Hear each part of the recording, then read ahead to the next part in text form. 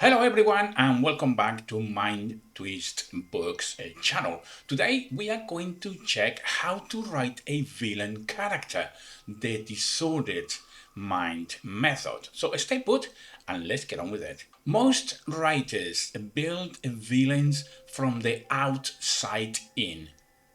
They start with a crime, murder, theft or betrayal and hope the character feels scary.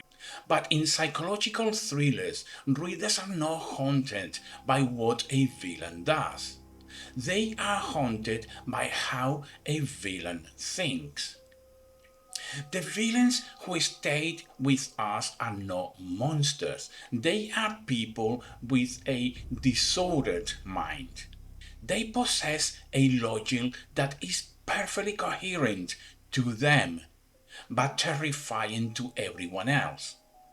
Today, I'm going to teach you the disordered mind method, a four-pillar framework to help you engineer antagonists your readers can't escape. Let's check the first one, why most villains fail, the cartoon trap. Before we build, we have to diagnose the problem. Most villains fail because they are decorative. They exist only to provide an obstacle to the hero. They are evil because their plot requires them to be. In a professional grade thriller, the villain must be a functioning system. They don't wake up waiting to be that bad guy. They wake up believing they are the only person in the room who sees the truth. Stop writing characters who says, I am the monster. Start writing characters who says, I am the only brave enough to do what is necessary. Let's check the four pillars as I said earlier on. The pillar number one would be the core wound. This is the primary fracture. What happened to this person before page 1 that broke their view of reality? Let me give you some examples. Extreme humiliation, systematic neglect, or a total loss of agency. The wound isn't there for sympathy, it is there for a structure. The wound dictates the villain's worldview. If a child is raised in total chaos, their adult disorder will likely be an obsession with total control. Let's check pillar number 2, the false philosophy. This is where the wound turns into a rule for the world. The character takes their pain and justifies it as a universal truth. The logic, because I was hurt by love. Love is a weakness that must be eradicated.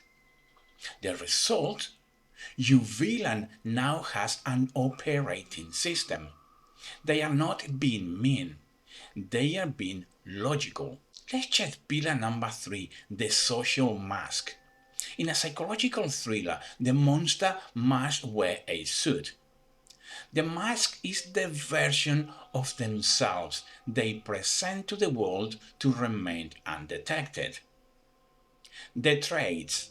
They are often the most charming, helpful, or calm person in the room. Let's check the technique. Create tension by making the mask and the reality conflict. The more perfect the mask, the more dread the reader feels about what is underneath. Pillar number 4, the trigger. What happens in your story that forces the mask to sleep? The plot must be eventually challenge the villain's false philosophy. When their control is threatened or the wound is touched, the disordered mind stops being a theory and becomes a psychological threat. Let me check with you the 3 archetypes of disorder. If you are stuck, use one of these three frameworks for your character. The order addict, driven by a need for total predictability. Anyone who is messy or unpredictable is an enemy of the system. The validation predator, driven by a bottomless need for worship. If they are not the center of the universe, they will burn the universe down to get attention. The moral surgeon. They believe harm is a form of healing. They see their victims as patients who need to be corrected through trauma.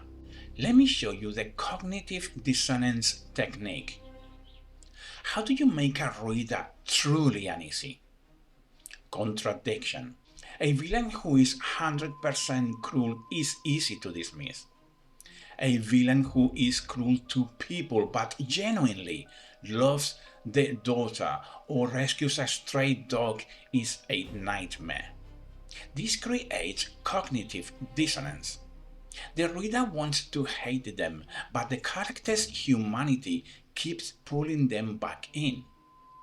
Once you get a reader to negotiate with a villain's humanity, you own their attention.